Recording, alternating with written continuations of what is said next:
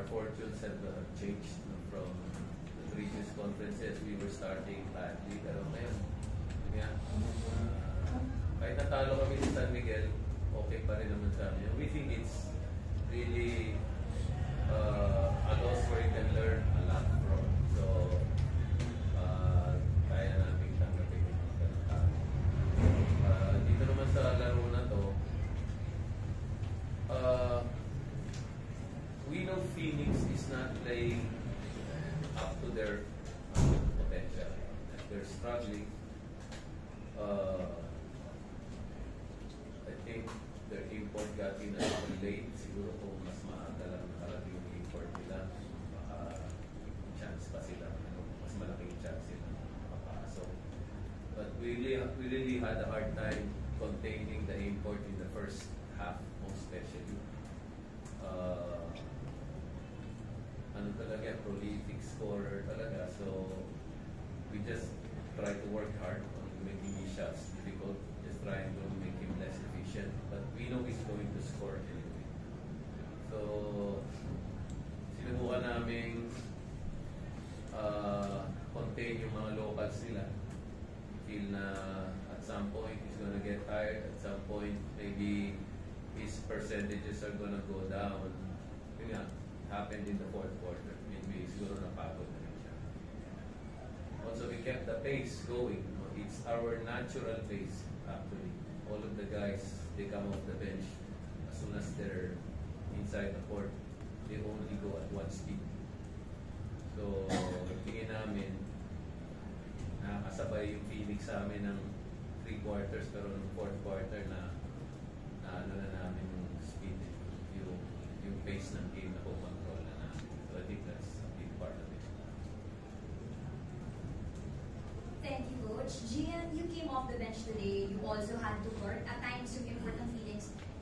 What can you say? How tough was it to defend him, and how were you able to execute well on moments?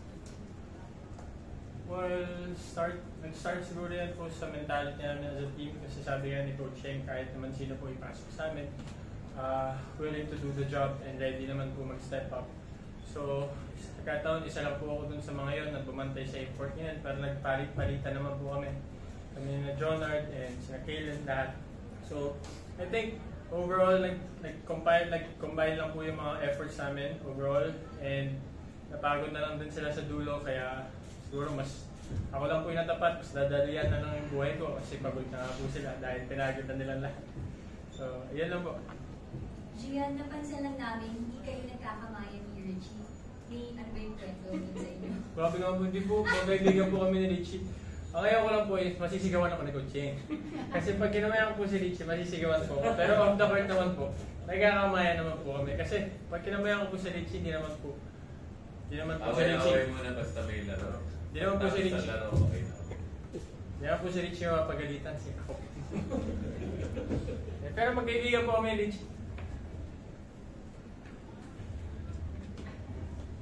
We now open the floor for questions from our friends in the press.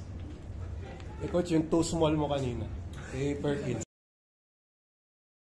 Dinabalik ko lang, mahilig siya sa ganun eh. Nakabawi, kami naman ano lang yan. Trash talk and trolling lang.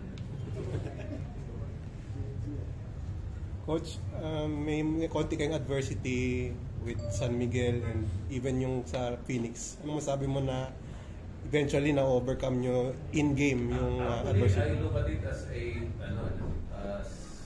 good test for us. Kasi a lot of the games are going to go down in the last 3, 4, 5 minutes. And you have to know how to handle those last 5 minutes. Sa San Miguel, ganun din eh. Umabol lang kami last 3 or 4 minutes. So to me, I look at it as a good sign. You're able to catch up and make a game out of it. And then this game naman, we're able to put some distance between us and them in the last 3 or 4 minutes. I think that's a good sign of a team that's maturing. They're making the right decisions in the end game. They're executing. They're making stops. So, parang gusto ko lang maniwala ng contender kami, pero hindi pa ako convinced masyado. Tingnan pa natin.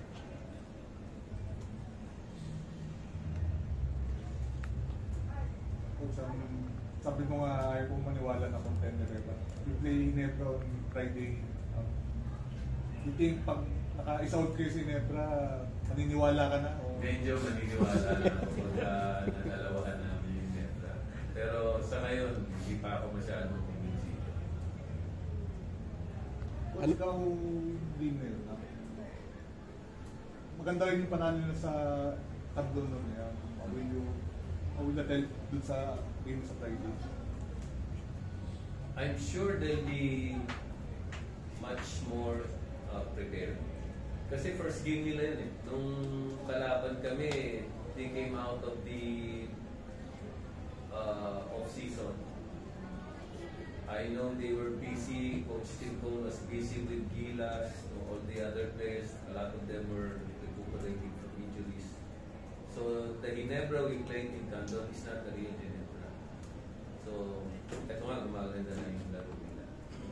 So, on Friday, we will be playing a tougher team, a better condition team. And I'm sure ayaw nilang maulit yung nangyari sa kanto. Pero kami gusto namin maulit. So, magandang laban. Gian, kung mention mo kanina na your teammates, kumbaga, they make your life easier kung sabi na kanina. Also seeing the double-digit scores and the amount of locals na nag-step up, hindi nahirapan si Fuller, hindi ka na nahirapan. So, gaano kalaki lang yung nakuha mong contributions, not just from the rookies and Fuller, but everyone in Rainer Shine in general. Well, sa system naman po namin ni Coach Cheng and sa culture namin as a team, sabi nga po niya dun sa isang interview, wala nang iingitan eh. And makikita niyo naman po, iba-iba yung katabi ni Coach Cheng dito pag after ng games. So, yun lang po yung talagang system namin kay Coach Cheng. Equal opportunities for everyone and lahat, every given night, kahit sino, pwedeng magka-good night. So, I think that makes our team also unpredictable and hard to prepare for. Kasi kahit starting lineup, hindi ko alam kung sino and sino yung gagawa and puputok for that night. So, Kahit ako, di ba yung starting line namin? Hirap ko lahat. Papatiin ko pala yung newest billionaire dito, si Chairman Dickie Bachman. Pinakabagong billionaire sa Pilipinas.